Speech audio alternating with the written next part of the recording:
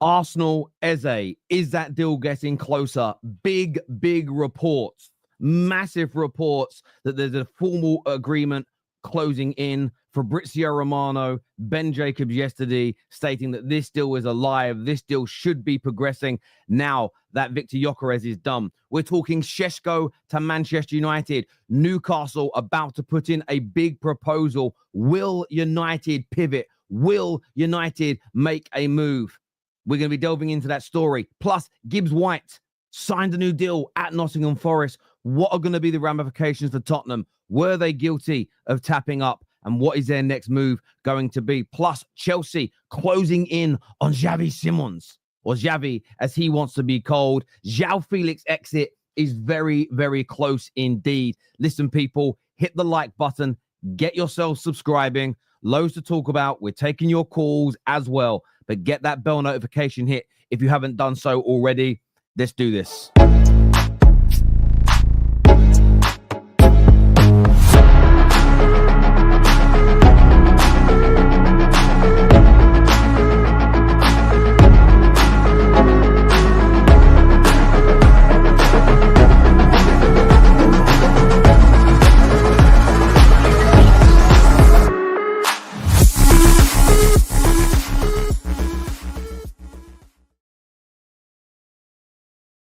Everybody, welcome back to the football. I've had a mare this morning. I've had a genuine, bona fide mare. Not only did I go live on the wrong stream, I went live on the Arsenal match reaction. My title isn't right. I've had a mare. I tell you, it's a late night. It was the late night last night. I'm getting old. And do you know what I haven't done? I haven't had my magic mind this morning. That's what it is. I need a shot of my magic mind to wake myself up. But good morning, good afternoon, and good evening to everybody that is tuning in wherever you are around the world. Hit the like button, subscribe, do all of that. Plus, if you are watching the playback, this is timestamped so you can see where you can go to certain stories, what we're talking about, etc. Now, I want to start this morning. Big up everyone that's over from the United stand as well. You absolute legends. I respect that so much. Football communities, the football fan content community supporting one another. Obviously, you guys know I do a lot of work over at the United stand now as well. So thank you to Mark and the team for sending the audience this way. But lots to talk about this morning, lots to go through, lots of stories, lots of updates that for me, I really do want your insight on, your views. I'm going to be sharing the link in just a second as well in the live chat, because we're going to take some calls on this show as well. Something that we've done far more of this summer. I love that we've brought phone-ins back to the Football Terrace, such a sort of a bedrock really in relation to our channel and platform and everything else. Let me just share that and pin that into the live chat for you all. Just making sure I'm well discombobulated because we went live on the wrong stream. My brain ain't even working, but everything's okay. Everything's working right. Just have to reset that other stream up a little bit later.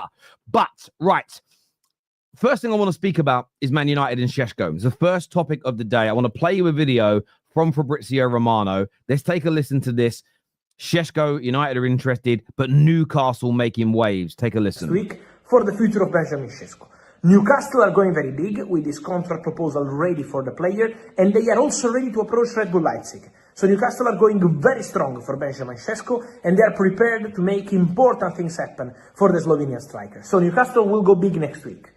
Manchester United are still discussing Benjamin Sesko internally. It's an expensive deal, so it's not easy, but don't forget the gentleman agreement I told you.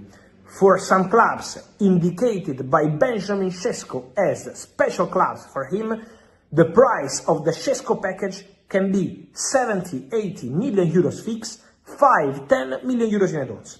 So this gentleman agreement between Sesko and Leipzig, in very good relationship, the player, the agent and the club, can be an important factor, with Newcastle going very big and with Manchester United discussing strikers and Sesko internally. So keep an eye on this story in the next week and in the next days, because Newcastle will go with an important proposal. Manchester United will discuss his name again internally with the coach involved in the conversation, Ruben Amorim, with the directors and with the financials of the deal to understand if they can make it happen or not. But so again, for me, this is a very interesting one to keep an eye on. Newcastle were going to make a bid. Newcastle are going to offer the player a big contract.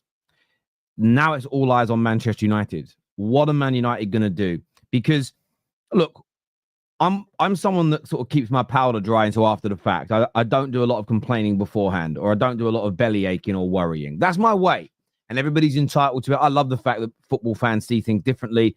My job, as it were, would be horrible if everybody thought and felt in exactly the same way. So from my point of view and perspective, I think it's fine that everybody has that view of things, and we've had some debates about that recently. But Man United have got to get moving. We're in the new financial year. Yes, we've landed in Bumo, and that's great. But we've already seen, because of the delay, that people like myself and a lot of you called out, he's not ready for these preseason games. He's got to get his fitness levels up. Now, Sesko and Watkins and the other strikers we're linked to may have been doing real preseason work and maybe further along in terms of fitness, but not in relation to team cohesion, relationships, bonding, which Amorim keeps talking about. And it's very, very key. It's one thing that Staffy and myself and others have all been in agreement on. As we're now getting into the nitty gritty, the detail, the most important parts of preseason, we need these players in. Now, Sesko is another player that's fairly high on. Why can't I hear music in my earphones? Where is this music coming from? Oh, there we go. I can hear music in my earphones. I had no idea where it's coming from. And I found it. I had another window open. I told you, I'm having a mare. I'm so tired today. So from my point of view, Newcastle are going to make this move. But Man United have already been rejected or failed in their attempt to sign Gyökeres, Delap, Ekitike. We have got to pivot and move. Rasmus did okay last night, especially the opening 25 minutes. But we could see we need better. We need more potency. We're going to get that with Mbumo. We know that our attack is going to improve with him. We know it is. I think most Man United fans see more goals, more creativity, more danger. But we've got to add an echelon or two up of striker. And I think Ollie Watkins and I think Benjamin Sesko is that. However, our options are becoming thinner. When they become thinner, the selling club holds all the cards. And I don't want us to get a bad deal. I don't want us to overspend. I've been saying that all summer, and my mind isn't going to change. So if Man United go, we're not going to pay the 60-odd million for Sesko. We're not going to give him, because I think that Newcastle are going to end up offering him about 150 to 200,000 pound a week. I think it's going to be a big contract offer from them because they know they're losing Alexander Isak. If we're not prepared to match that, I think we've got to pivot quickly. And if we're not prepared to match it, what are the other strikers going to cost? And if we can't find a good enough striker at the right price, then I think that money has to go into another position. Go and put that with whatever money we've got for a midfielder, put it all into one caboodle and go and get Belieber as an example and really improve that area of the pitch. Do something where Bruno plays the 10 and Bruno plays the 10 and Mbumo and Cunha are kind of like these split number 9s at top that can drift out wide. We've done that before. Do something creative with it. Don't just waste 70 million pounds on a subpar striker. That's my view on this, because I just don't want us to waste money. It's so important, in my humble opinion, to not be out here wasting money. If you get where I'm coming from, like, wasting money for me is the devil in this circumstance. But I want your views. I want your opinions on this. Rocky here says Sesko all day. I hear you on that. Old Trafford TV says Kobe and Ugate's partnership was unreal. It was very good. It was very, very good. I'd love to see that blossom. I'd love to see that flow. I would love to see that sort of come together more. But yes, overall, I totally agree with you. It was very, very nice indeed to watch it. Very, very, very good indeed to watch a partnership that had balance. Both very good on the ball as well. But I want to see more. You know, I got kind of called out last night for being a top red for saying I was happy with the performance. And I was happy with the opening 65 minutes. But it was a base marker to go to the next level. Like, I'm back in the gym training and I'm doing a lot of strength training. That's all I'm training at the minute. I'm not training to get ripped or get a six-pack. It's just purely for strength. And I'm eating better, right? But every sort of week, the way I'm marking down what I'm doing, I'm going, right, I'm adding 2.5 kilos to this lift, or I'm adding 5 kilos here, I'm adding 10 kilos there. I'm going to go from 30 to 40 or 50 to 55 this week. It's always about pushing that baseline up. because that way I'm just going to get stronger and stronger and stronger until I get to my optimum level. And that's what I want to see. This year says wasting money FC. Well, exactly. And it's one of the biggest components to our downfall has been wasting money, not just because we run out of money to invest, but because we act like clowns. And when your bosses act like clowns, your staff will act like clowns. This is the basis of any good sports team, any family, any business. If the most important people, the center, so the parents in a home, the board of directors in a business, the teachers in a school, the CEO, the MD in a business, if they're behaving like clowns, they're hiring trash, if their standards are low, if they're overpaying, if they're a laughing stock, the behavior, the output, the performance, the education levels of what they impact is damaged. It's the ripple effect. And that's why we've got to behave properly in that area and gain respect. It will make the players work harder. How do I know this? It's the same in every walk of life. Football is no bloody different. There's no doubt. Go for Wissa, Prem proven, played with Mbumo, cheaper than Watkins. Listen, Chris, that was a suggestion that I had last week. A few people scoffed at it, but I stand on it. For me, at the right price, 35 million, 40 million, I think Wissa would be a good deal. If you can't get a Watkins or a Mateta or a Sesko at the right price. They're different types of number 9, and I do think we need someone who's a focal point, who can hold the ball up, who can bring others into play, and I understand why we're aiming for that. So I'm not against Wissa, but somebody did educate me quite well on a show the other day that him and Mbumo are not overly different, although Mbumo prefers to be out wide. They're quite similar players, Cunha as well. So it would be nice to have a little more contrast in our attackers. But I'm not against it. If we do really want to just add more goals, and that is the big focus this summer, then that's a better option than 60, 70 million pounds on some of these other strikers that are getting on a bit. I completely and utterly concur with you on that one, my friend. I do. I want Sesko, but going against other teams with Champions League further down the line, not going to be easy. Listen, it's not going to be easy for United, but we beat Champions League teams, to Cunha and Mbumo already. So I think if it was Arsenal, I think if it was Liverpool, they'd beat us. I'm confident if we offer the right salary and if we offer the right terms to Leipzig, that Manchester United are more attractive than Newcastle. And I mean that with absolute respect to Newcastle. I'm not attacking them. I'm not slagging them off. I think Man United are more attractive. I think Man United are a bigger pool. You've got to remember last night, I think Man United, for a pre-season friendly against West Ham, and West Ham played their part, got a bigger attendance than any game during the Club World Cup. It's a pre-season friendly. We are gargantuan. We're not very good on the football pitch, but we are gargantuan. And I think you can sell that to a Sesko. I also think with Christopher Vavell at the club, this is the acid test for him. Can he get us a good deal that works for us with a club that he hasn't got a massive connection to? Can he influence Benjamin Sesko? If that is who we deem now our number one target to pivot to. So yes, it won't be easy, but I do think there's a chance. And I know Mama Flossie's watching. And you know what it is, Mama Flossie? I know you're a Newcastle fan. You know how much. I don't even mean it disrespectfully to Newcastle. I just mean it for how I see things. But look, I want your thoughts. I want your opinions on this in our comment section below. Sesko, the deal is going to heat up. The deal is going to move forward. But I want your opinions. I want your thoughts. I want your feelings on this. Now, pivoting away from United, we are going to come and we're taking calls, so we can speak about more of this later in the show. I want to speak about Arsenal. The Gyökeres deal has happened. The AFTV, by the way, their video is immense. It's I wouldn't make it myself. It's not the kind of thing I would do, but it did make me laugh. Cecil, man, I love you, bro.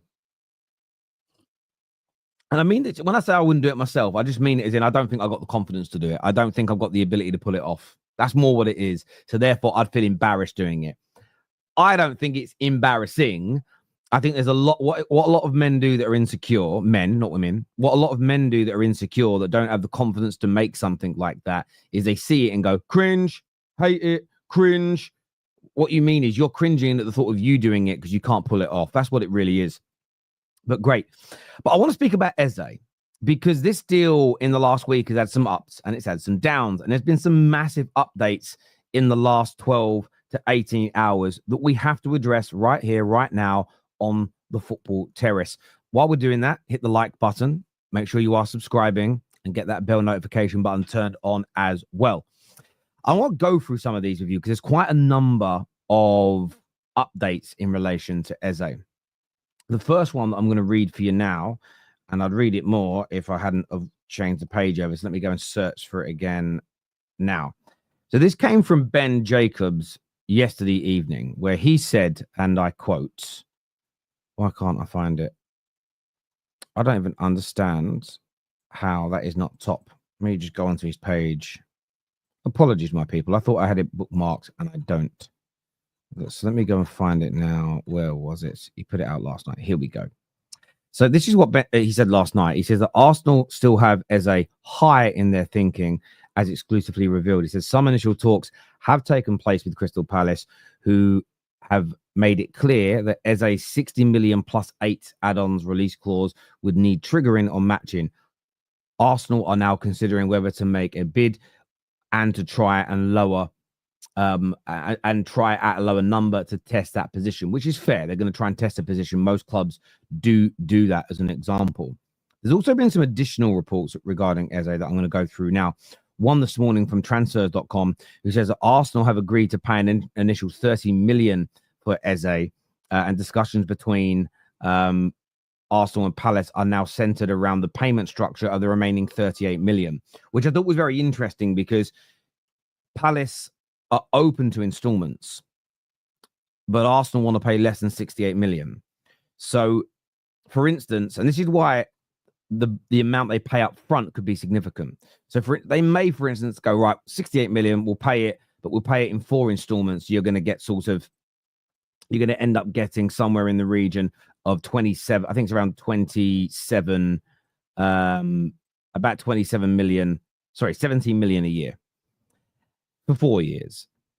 There is a way where you turn around maybe and say, look, how about we pay you 58 million? How about we pay you 55 million, but we give you 30 million pounds up front.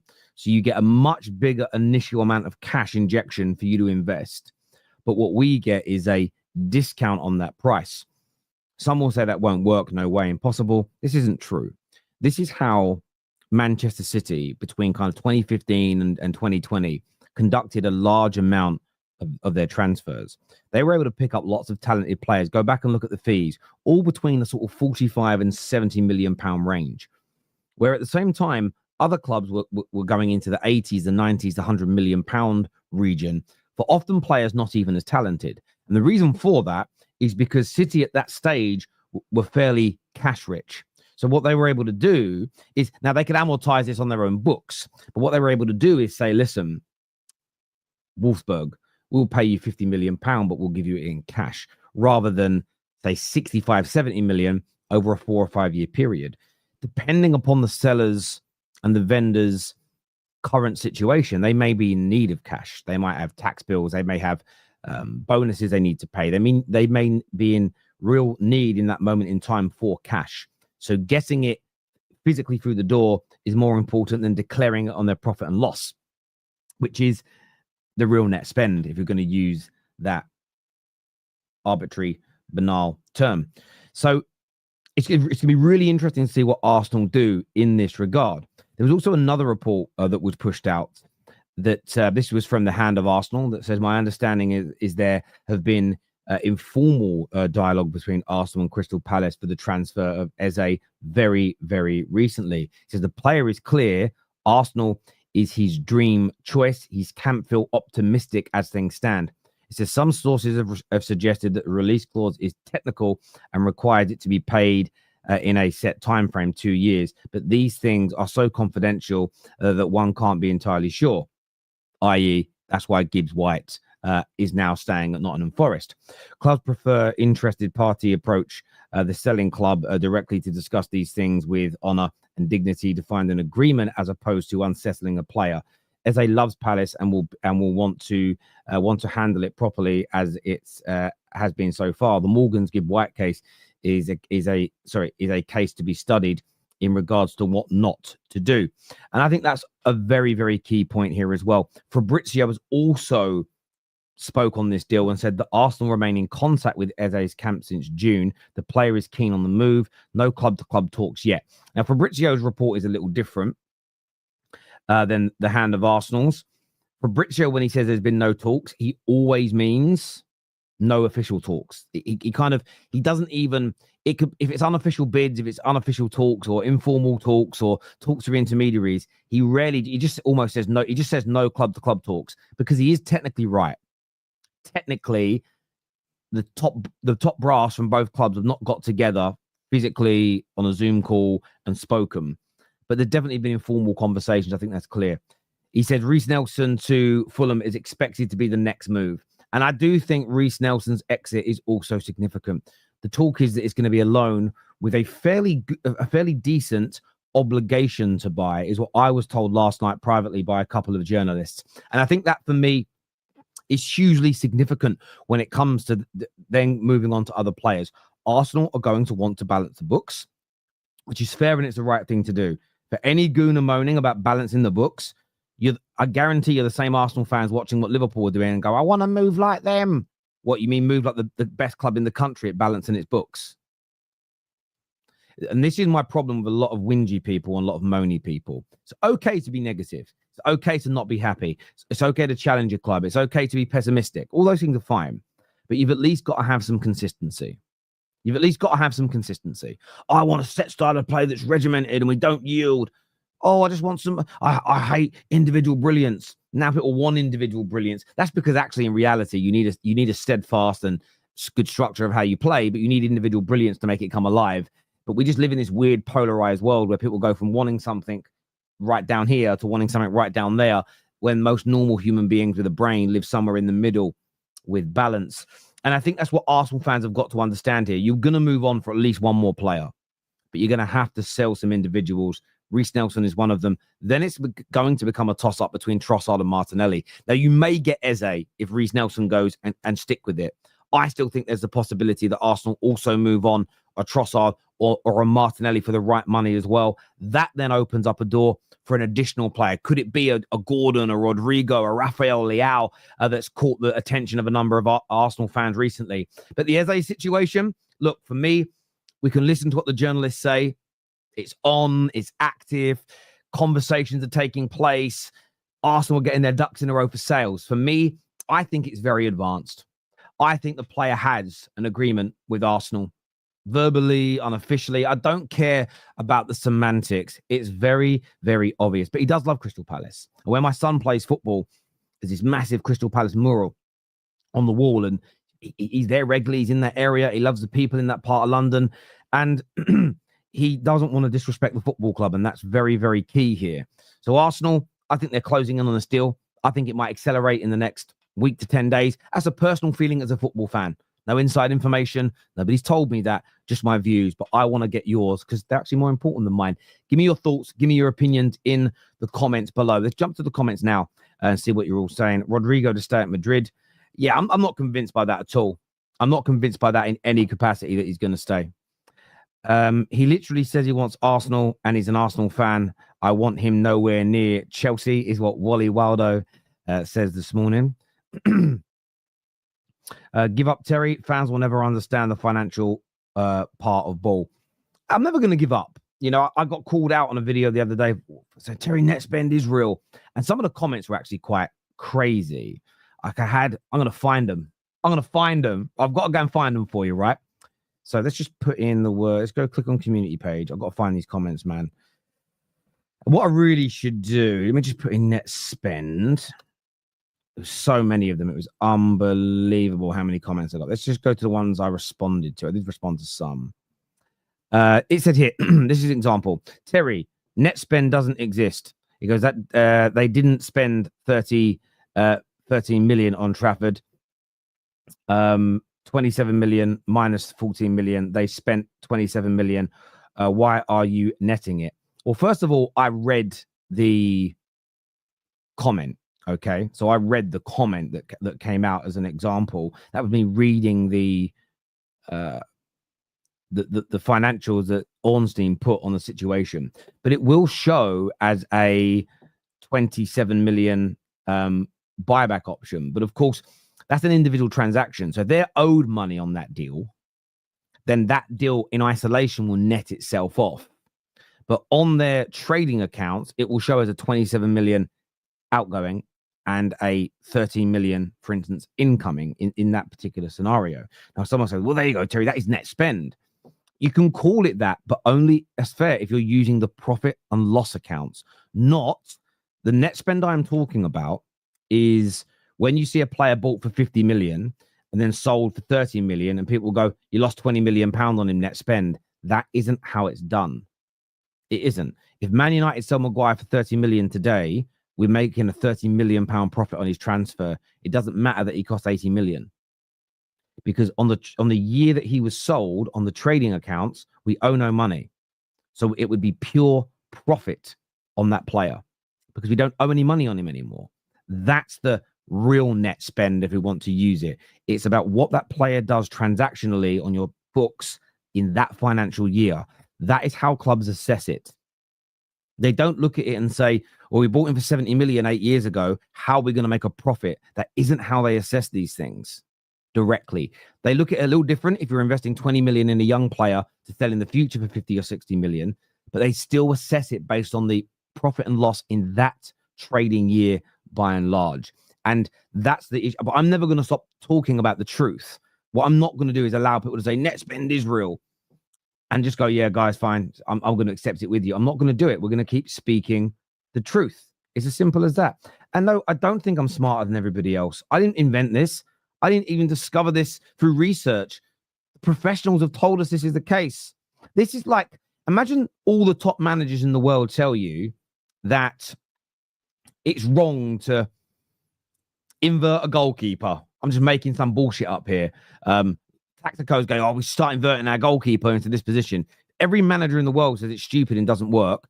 Are you going to listen to the tacticos or listen to the managers? If you suggest that a boxer should do X in a fight, and all the world's top boxers and top coaches say, no, if you do that, you're susceptible for an overhand right that could knock you out. Are you going to listen to the fight fan going, no, you've got to bob and weave in that way. You should duck here and come to the right and throw a punch. If every expert says, no, you'll get knocked out, are you listening to the fan or are you listening to the expert? It's not about me thinking I'm smarter than you. It's by me listening to the experts and going, well, that's the truth. You know what I mean? I don't get it. That's the one thing I don't understand, man. It's crazy. But yeah, net spend is not real. Stop using it. It's crazy. But yeah, listen, I want to get your takes on the Eze situation as well in our comment section below. I want to speak Spurs for a moment here as well today, because did Spurs cheat? Did Spurs cheat? And I'm asking the question because I want to keep this a buck. I want to keep this honest. I want to keep this on point here. And I'm waiting for your comments to come through. Did they cheat? Did they cheat? Did they cheat? Because Morgan Gibbs White has signed a new deal. Now, what a lot of us said, Jacobs here says, how can we know? I think we could use educated guesses, would be a word I would use. Process of elimination. But let's move more like Sherlock Holmes. Let's use the art of deduction here. So let's look at the Elise case with Chelsea. Let's look at the Van Dijk situation with Liverpool. And let's look at the length of the new contract. It's only until 2028, I believe. For me, if Spurs had done nothing wrong and it was provable, if the player had done nothing wrong and it was provable, why has he signed a new deal? Why did Spurs go silent? Why? Why have Spurs just sat there? And by the way, there won't be an investigation now. Let me investigate. Investigate what? Newcastle will now withdraw their claim. New deal. I wouldn't be surprised if that new deal was taken out of the buyout clause. This is all about making Tottenham pay more money. But if Spurs had done nothing wrong and Gibbs White had done nothing wrong, I don't see how and why this is happening. The same as I think every self-respecting Liverpool fan and every self-respecting Chelsea fan knows that they did things wrong in the Van Dijk and the Elise situation. That's why they kind of pulled away. And for me, I thought Spurs did nothing wrong. But what I did say in those early videos, and by the way, if I'm proven wrong, they did nothing and it all comes out in the wash, I'll hold my hands up and say I was wrong here. There's no agenda. But I said when this first broke that the outcome of this situation for me will be the proof I need personally. If Spurs walked away, if they went away silently, if the player signed a new deal, if the deal actually collapsed, then for me, Spurs had done wrong. Player had done wrong. If Spurs were steadfast, stood their ground, maybe offered a little bit more money, a few million or whatever else as a kind of as a softener, and Gibbs White signed, then I would look at it as, you know what, Nottingham Forest were just playing games. But it doesn't feel like they were playing games now. Something about it just feels, and again, I don't think Spurs are the only team to ever do what they have done. They just got caught, essentially.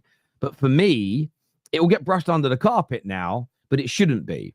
It should be looked at. And the reason why it should be looked at is all of us have a go at Chelsea. All of us have a go at Man City for their allegations of cheating. Liverpool got fined and done for basically hacking a database full of players many years ago. I want to now know whether the FA and the Premier League and FIFA are going to maybe continue this investigation into Tottenham, even if Nottingham Forest, because you said investigate, let's investigate.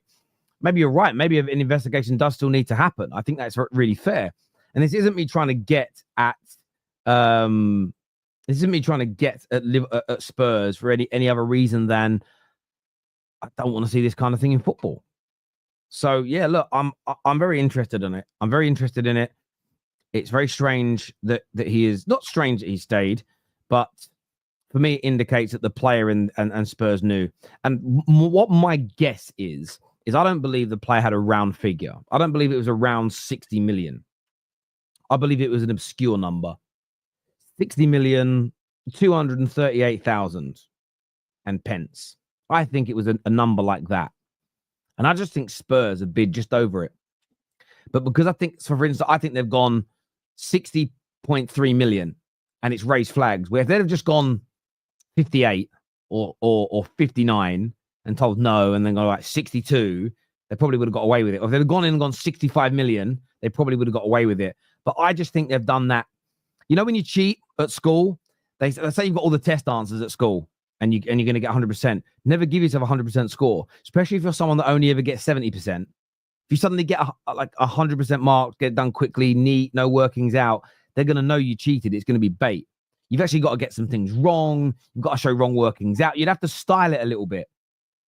And I just got this feeling that Tottenham didn't style it. Just my view, just my opinion, but I would love to hear what yours is in the comment section below. Now, moving on from Tottenham, and I want to speak about Chelsea for a moment because there was a big update yesterday from Fabrizio Romano in relation to the Xavi. We call him Xavi because he does want to be known as Xavi, which is difficult because of it's one of those things with him. Fair play. That's his name, right? So it's not like he's trying to steal the name of a legend, and that's not really his name. His name is Xavi. It's just from a football standpoint, there's one man that pops in your head when you say it. But according to Fabrizio Romano, Chelsea and RB Leipzig are now advanced in their talks for the player. The player wants Chelsea, but this feels like it's really going to unless Chelsea don't get the price they want, unless Chelsea feel they're being striped up, unless Chelsea feel the payment terms are really, really bad, it feels very, very likely that Chelsea pulled this deal off. Interestingly, early part of this week, I spoke to a couple of journalists off the record and said, look, Hato and Xavi Simons, what's your thoughts? They both said then that they think the deals are pretty much wrapped up. They just thought it was formalities. That's what and again, and I told you guys directly, it's nothing they've printed. It isn't anything official. It was just what they were saying. But it does appear that there's large elements of truth to that now, or it's accelerating very, very quickly. Could it be fast work by the clubs, or could we be further along the line than the journalists are telling us in relation to these deals? What adds to this is there's going to be a deal of around 40 to 50 million pounds for João Félix to join. I want to say it's Al Hilal, but it may be. Is it Al Hilal? Where is that? Go on, Mr. Jacobs. Where's your tweet gone, son? Al Nassr. Al Nassr are looking at a £48 million deal for the player, which, again, it's very good business by Chelsea. We have to be honest. We have to be direct. We have to drop our bitterness here. It's fantastic business. When you actually look at, I mean, I know they've had him at the club a couple of times and it hasn't worked as an example. But we go back a couple of years when they brought him in, Chelsea. I'm just going to go and get the numbers here because the numbers here are really, really important. Let me wait for this to load on my screen for a moment. But you guys think the deal is fishy? Explain why you think it's fishy. So they bought him for 52 million euros a year ago. Only a year ago they did that. So that's 45 million pounds. They've already paid some of that off and they've already loaned him out for a loan fee as well. So they had 5.5 million in a loan fee and his wages covered by AC Milan. They're now going to get around 48 million for him, which means they're going to turn a profit this year of anywhere between 10 to 15 million pounds on the player. That profitability is then going to be invested into Xavi. And it is fantastic business. Now, I know where you guys are saying it's fishy because he flopped. There is that element, and I hear you. He's flopped and he's being sold for more money than they bought him for. You've got to remember, though, João Félix is not a Premier League player. Can't hack it in this league. You do understand that the standard in Saudi is so much lower. But this man comes with a big profile, a big following, and improves their league. And in their league, he's going to be one of the best players. So I understand why they pay £48 million for him. I understand it. I don't necessarily think it's fishy. I don't think it's money. I know some people are saying like PIF are investors in Clear Lake Capital or the other way around, and there's a bit of dodginess going on here. But look at the sums of money they have spent on other players. Look at the salaries they've given to just decent, just average Premier League players. We saw this when China was throwing money a decade ago when they put Graziano Pella. Was that his name? When they put him on like 500-600 grand a week. He'd be lucky to earn 40 grand a week in the Premier League. So we know this is the case. What I want is my club to do some deals like this. I'd love, there's talk of Malacia. I'd love, give us 20 million for Malacia. Great. It'd be a good left back over there. Come in and give us, I'd love to sell Luke Shaw for 40-50 million pound now. And there's the possibility you can do it, but it's about building those relationships because the Saudis have got money to burn. It doesn't matter to them. It's inconsequential. This is chump change to their wealth. But they're well run and they have the they have all of the relationships. Terry is pure profit because we swapped Gallagher for Felix the year before, plus he only had 1 year remaining on his deal. Was the transaction a swap though? And how does that equate to pure profit? Because you gave, according to the breakdown, you paid 52 million euros for him. Conor Gallagher went for 42 million euros. So I don't, and quite often they're never direct swap deals unless I've missed something. And I'm not saying you're wrong. I'd have to see the paperwork on it for it to be pure profit. That means you haven't amortized him either. There's no amortization. There's no money owed on him. Fair. Maybe that's what you did. But Conor Gallagher would have been pure profit. I don't know why you'd swap a player that is pure profit for a player that isn't. I don't get how that works. Was it a direct swap deal? I don't know. I'd have to be educated on that. I'm not going to say you're wrong. I'm just saying I don't know, but I'll take your word for it. Dyke saying they were separate transactions. Yeah, they normally are. Even when they're called swap deals, forever and a day. The João Felix exit has just been retweeted and pinned by Fabrizio Romano. So that deal is moving ahead. That deal is going to happen, isn't it? 1000%. That deal is going ahead and that deal is going to happen. And then Chelsea are going to go and get themselves their main guy. It's going to happen, isn't it? That's going to happen as well. 110%. That is going to happen. Chelsea are moving crazy this summer. And by the way, I mean that with all due respect There's no shade, nothing. Just moving crazy this summer. A fair play to him. Xavi Simons is going to come in. Then they're going to get the Hato deal done as well, aren't they? I don't even know if they're done. I still don't know if they're done. Crazy. Listen, we're going to take your calls. The link is pinned into our live chat if you want to phone in and talk about any of these deals today, because I'd love to hear from you guys. We've got Joe backstage who's going to come on with us in just a few moments' time. But we're talking Eze, we're talking Sesko, we're talking Spurs and Gibbs White, we're talking Chelsea and their move for Xavi.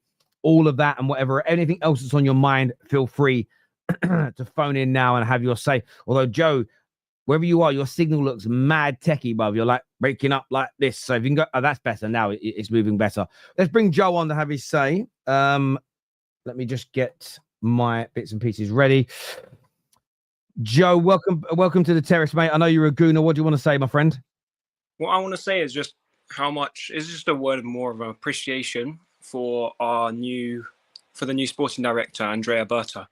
I think although I think it's fair enough. He is getting a lot of recognition, as he should do, because what we're doing now makes me realize how much we missed out on when we had Edu. And I saw a comparison, which I found quite interesting to me on I think it was either the Canon podcast or the Different Knock from Alex. He said that he likened Edu to a sniper rifle, someone who looked for their target and took that one shot, and it was relatively always a good hit, but it didn't happen that often.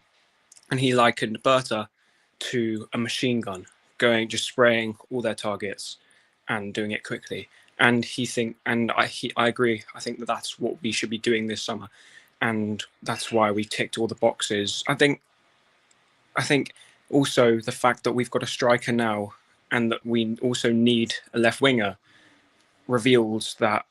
exposes the need for a left winger, because I saw a stat that I think it's 44% of our attacks come down the right, which a bit scares me, because it shows how much we depend on Saka. I don't think we should depend on one player that much, and that's why I think it's crucial that we do get in Eze, because I think it dropped. Because if we get Eze, I think it's a 9 out of 10 window. But if we don't get Eze and it's just the two attacking players is the backup right wing, the backup right wing Madueke, that was always crucial. Madueke was always a crucial signing. I don't get why people are saying we don't need Madueke. Yes, we do. We do need Madueke.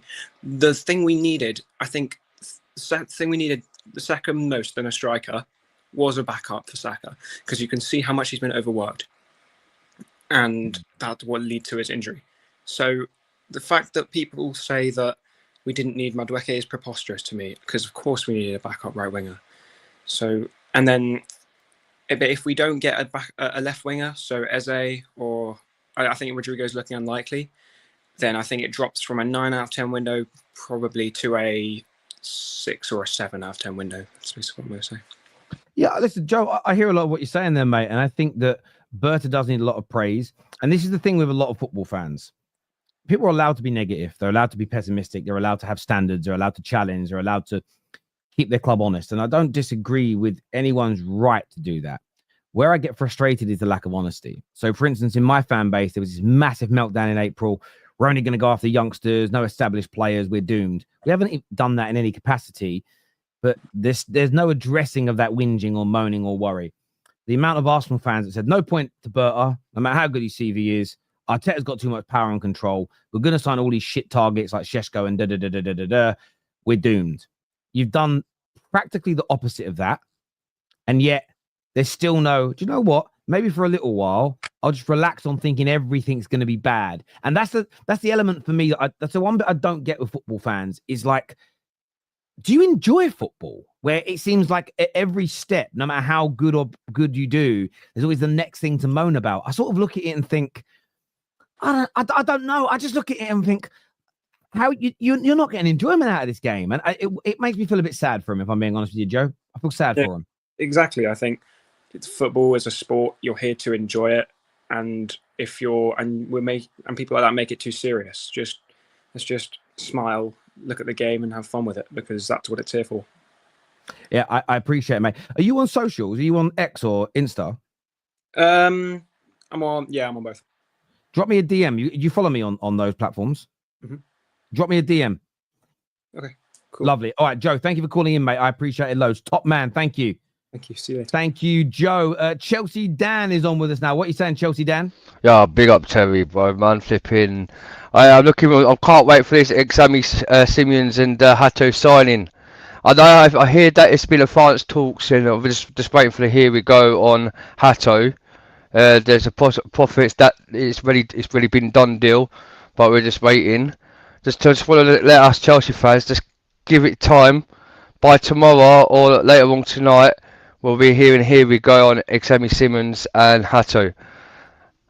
And just stuff we've been hearing about Jackson and all that lot leaving. But I just want to give you the positives, Terry, yeah?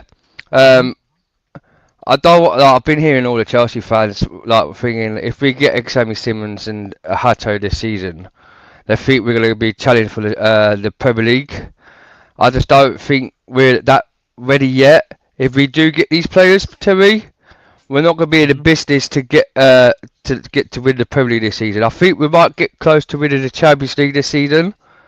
But if we could get just a centre back and a goalkeeper for next season, because I hear this they reckon we're not getting a goalkeeper for this transfer market, so we're keeping Sanchez and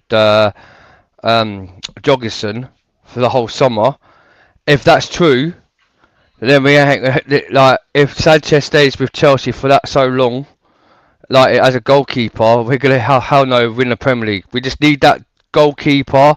If we get that goalkeeper, then we might have a possible profit to win the Premier League this season. But I don't see it happening. So give it till before January, because we're still hearing. I've got a mate who's a journalist. His sources saying that we're still in for Man Utd, but it's not this transfer. We could be waiting until January once his contract, because he's only got a year left at AC Milan, and he's a free agent next summer. So once in January, that's where we're going for Man Utd in January, pal. Yeah, listen, I think you guys are going to have a very good season, Dan.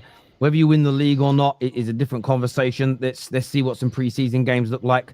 But I think you're definitely moving in the right direction. Young man, thank you for calling in, bro. I appreciate it. Yeah, big up. See you, and you too, Terry, bro. See you, mate.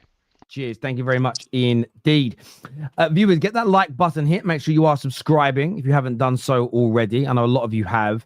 The bell notification is key, though, people. Get that bell, like and subscribe. That bell right next to the sub button. Get it pressed. Get your notifications turned on. Let's go to some of your comments that have come through. Some of your comments are funny, man. You guys are brutal sometimes, unbelievable. Remember the Gooners moaning about not making any signings in early June.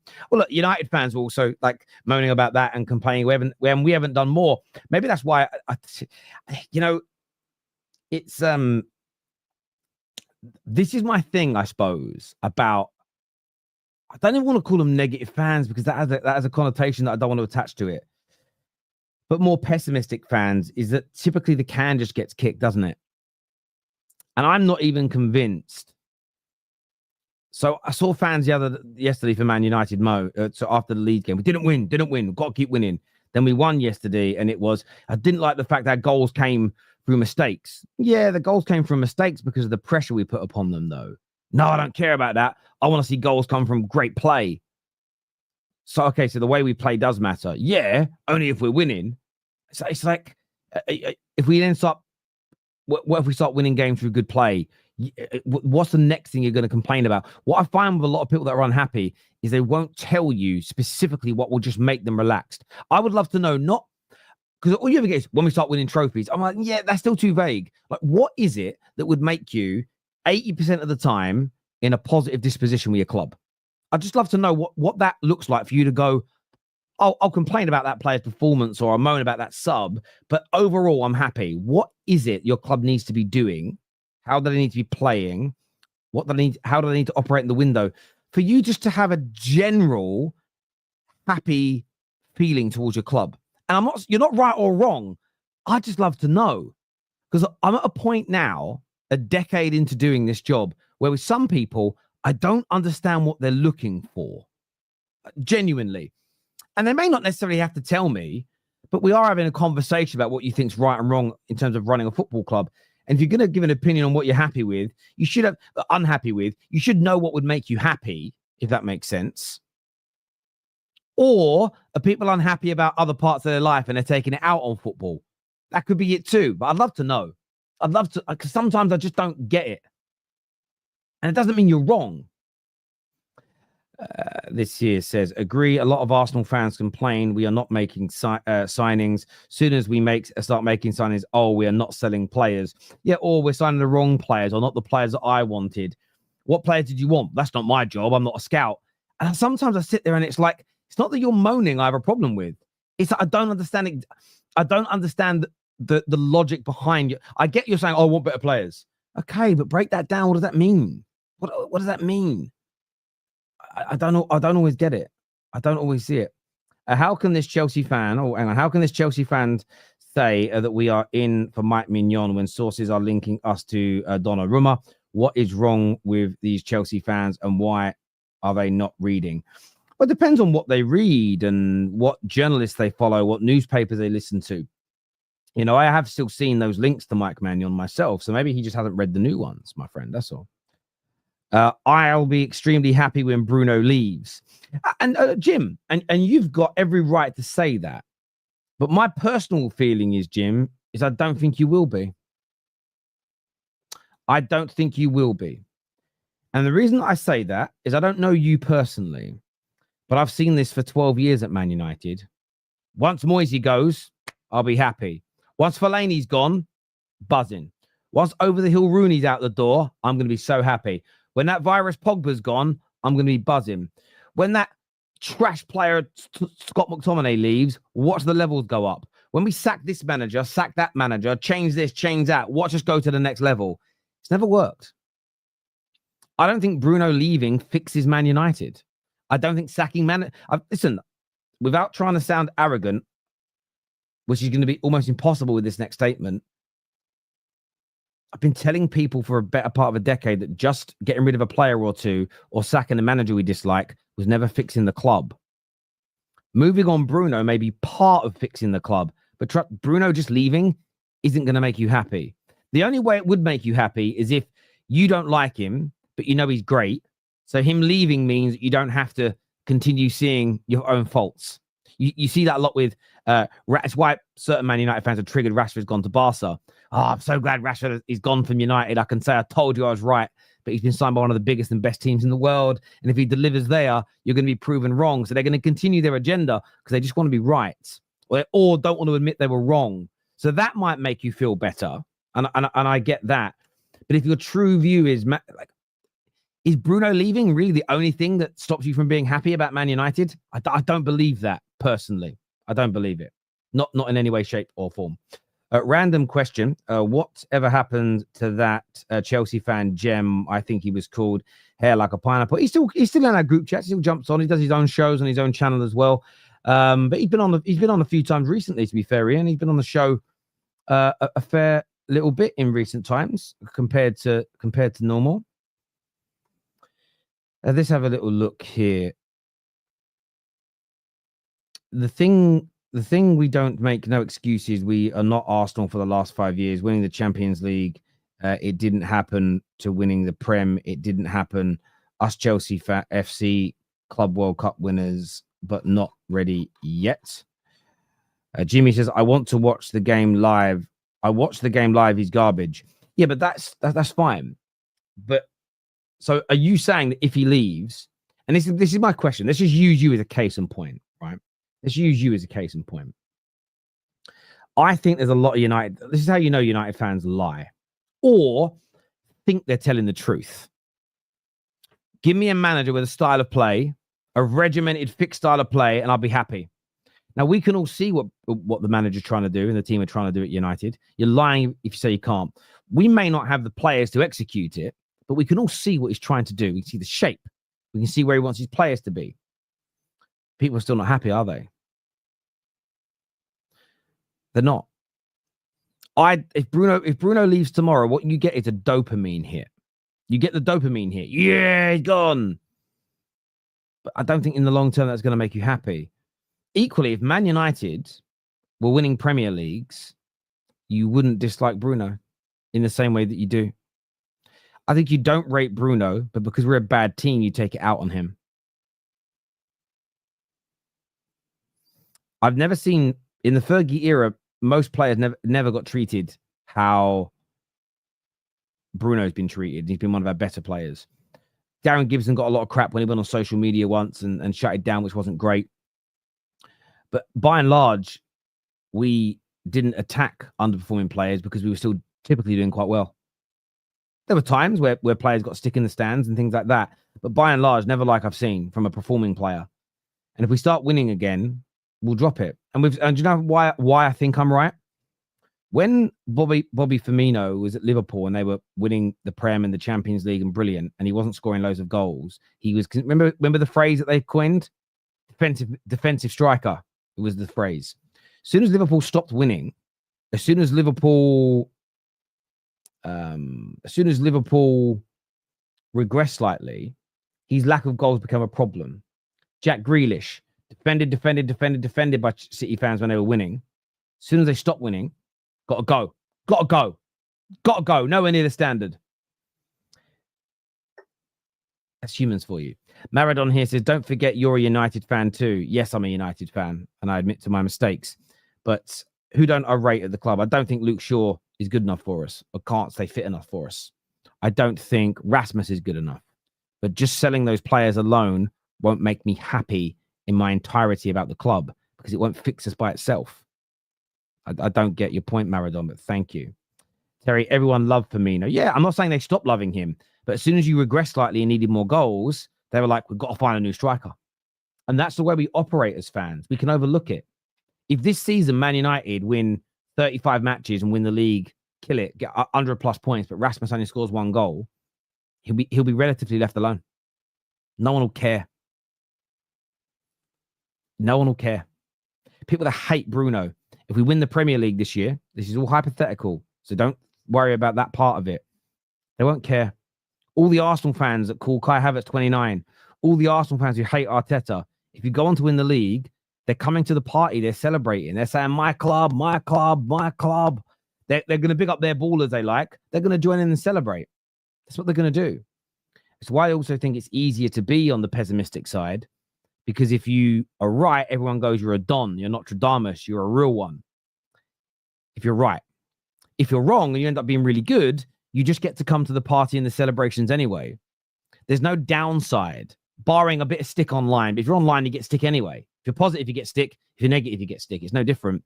There's no downside anymore to being pessimistic, to being negative, to being a Debbie Downer, because you still get to go to the party.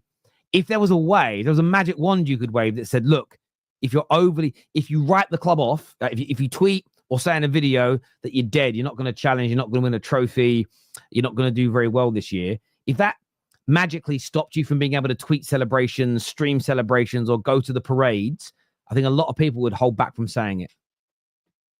I really do. I think they go, oh, maybe I'm not going to say that because if we do win, I want to go and celebrate. The problem is that if you do think you're going to win and you do think your team's going to do well and you lose and you're wrong, nobody ever lets you forget it.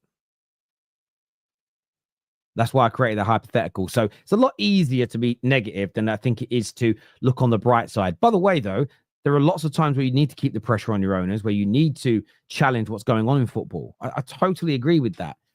I just don't understand sometimes Man United fans had this the other day, okay? And it was crazy. The manager, and I'm using this phrase now all season, suffering. The manager was talking about the players suffering, the squad suffering, working hard, bonding, injuries, them suffering to make the team better. When speaking in a separate interview about how we're going to play this year, he said we're going to be better. Fans, I get the knee-jerk reaction to hearing him say suffer, because people go, oh no, we're going to play badly, because he did talk about suffering in terms of results to make the football better in the short term for us to be better in the long term. So I agree. But we allow, and this is what can happen when you're frustrated all the time, is you're angry, you're not thinking straight. And anyone who's a parent will know this. Had a bad day at work, had an argument with your best friend, in a bit of a bad mood because the boiler's on the blink and it's going to cost you money. One of your kids might do something that's bad, but it isn't that bad. But you might snap. You might snap and shout at them, or you might get angry. You might punish them a bit more than you normally would. And when you calm down, you're like, and you actually think, oh, do you know what? All she said was this, or he didn't mean to drop the milk, or he didn't mean to do this. You're like, oh, I was definitely over the top. And all parents, all real people do that. You know, anyone who says they haven't ever lost their temper is a liar and a psychopath, in my opinion. And you reflect on it. But we do this as football fans because we're upset and angry. I think sometimes we just we don't mean to, but we misinterpret what's being said. And one of the reasons why I'm trying my best as I get older, just going on. So when everyone was putting out the suffering comment, I didn't hear it because I don't really watch the press conferences. My question was, did he say suffering in terms of bad performances, or the players are going to have to suffer? And by the way, I want our players to suffer every day. Every training session, every match, I want them their legs to be burning. I want them to be in ice baths the next day. I want them running through brick walls. I want them to suffer. I agree with him. Basically, the responses were, why is that relevant? I'm like, if you don't care why it's relevant, if the subject matter as to why you use the word suffer isn't relevant to you, for me, I'm looking at you and I'm like, I don't get it. Maybe you're making yourself angry about something you didn't need to be angry about. For me, a manager saying the players are going to have to suffer for us to be successful, that was my interpretation. I still yet to see why that's a bad thing. A few people have said maybe he's got to change his language. I'm like, no. We're going to, again, look what we're asking here. We're dictating to somebody. If you're using nasty, horrible, offensive words, maybe, especially here in Europe. But we're going to start dictating people's language to them. I've heard a few Americans say that to me. And I'm like, yo, you are the biggest guys that get upset when the Europeans try and gatekeep words you use in football, right? If you guys say PK and we say it's penalties, you're the first to go mental about language. Who the fuck are you to start telling Amorim how he should talk language-wise? The irony is crazy in this. The irony is a madness, my friends. It really, really is. But look, as I say, football fans, all of them, entitled to their opinions. I'm not saying you can't be frustrated, annoyed, challenged. Absolutely. But there's got to be an end goal. There's got to be this will, and stick to it, by the way. This will make me happy. I've seen people go, we get into title races, I'll let it all go and I'll get behind the team. I've seen Chelsea fans say that. I've seen Arsenal fans say it. Their team delivers and they find the next thing to be angry about. Then I start to question, have you got an agenda against your club? Are you doing it for views and likes? Is it that you're unhappy in your own life and you just need the outlet? You know, I don't know what, but let's have honest conversations. And you'll see that this year. You'll get a lot of people, and me and KJ, I'll be public about it. Everyone between now and the start of the season, we're going to question about what will make them happy with their club this season. What does that look like? And then we're going to hold them to account on it. Then what we're going to do, if they change their mind, is create great content for you. What made you change your mind? Why did you change your mind? What would get you back on course? Why have you raised your standards? Why have you lowered your standards? What's happened contextually to make your mind change? Because that's the brilliant part of the content. Not just, no, sack him. Okay, great. Why? Only came in the top four, but you said in the summer that top four and an FA Cup run would make you happy. Why has your mind changed? There could be genuine reason for it. But if we don't ask the questions, content is just superficial and boring. Not what we're going to do at the Terrace anymore. Not that we're doing here no more. Did you not hear he has a friend who is a journalist? What are you talking about? Okay. Ahmad was as bad as Bruno. The team was unbalanced. Bruno was fine when he stayed in his 10 position. Cunha would be better as an 8 than Kobe. Mate, see, that for me, I didn't think Ahmad was bad. I just think that was an area of the pitch that we weren't able to utilize as well as we normally do. And that's fine. I didn't think Bruno had a bad game at all. I did get what KJ said, that both Cunha and Bruno both like to drift, and maybe we need someone to stay in that position, but that's going to be what Mbeumo does. So again, I was really impressed with big parts of our game yesterday. I was impressed with our press. I was impressed with our triggers. I thought we looked sharp on the ball, a few mishaps every now and then. Defensively, very sound, barring their goal where Aiden Heaven made a mistake and wasn't close enough to Bowen, which we'll learn from. There was a couple of really good bits of play. One that with Ahmad that nearly scored straight offside by, a hair's breadth as an example. I want to see more of that, and I'm hopeful it will come. We'll see in the next few weeks whether it comes. But yeah, a work in progress, definitely. But I saw vast improvements compared to the Leeds game. And that's the thing for me. That's how I view it differently. My thirst isn't quenched, but I saw a marked improvement, which is what I asked for. So therefore, I'm not going to bitch and whine about it overall. And this is where I don't want everyone to be like me. I'm just explaining my view. If we're a 5 out of 10, and I go, I need better. I need better pressing, better shape, better defense. Not being run through as easy. The next game, if we're a 6.5 out of 10, I'm going to praise the team because we got better. That doesn't mean I'm going to say this is acceptable, this level forever. And I was like, that'll work. If you worked in my sales teams, I'm going to give you a high target. If you've got to hit 10 widgets a week and you only bring in 5, I'm going to talk to you and try and help coach you and get you better, but I'm going to put pressure on you. The next week, you deliver 7. I'm not going to go, that's acceptable. Just do 7 every week, mate. Well done. But I am going to praise you for improving on the last week because I believe in encouragement. I believe in encouragement. I believe in positive reinforcement. I believe that is the best way with most people to make them better. I'm a little different. I don't mind someone getting in my face and shouting at me, funnily enough, but most people can't handle that. So I don't treat people how I like. And do you know what the maddest bit is as well? Because I would make a big bet here. Most of the people you see that do the whole massive standards, the angry guys, they'll be the first to whine if their boss ever spoke to them like that. They'll be the first to cry if any man ever speaks to them like that. They actually can't handle anyone talking to them in that way, which I find interesting. Where I'm sort of the opposite. I don't mind being spoken to like that by a boss if I've messed up. I don't mind having my knuckles wrapped.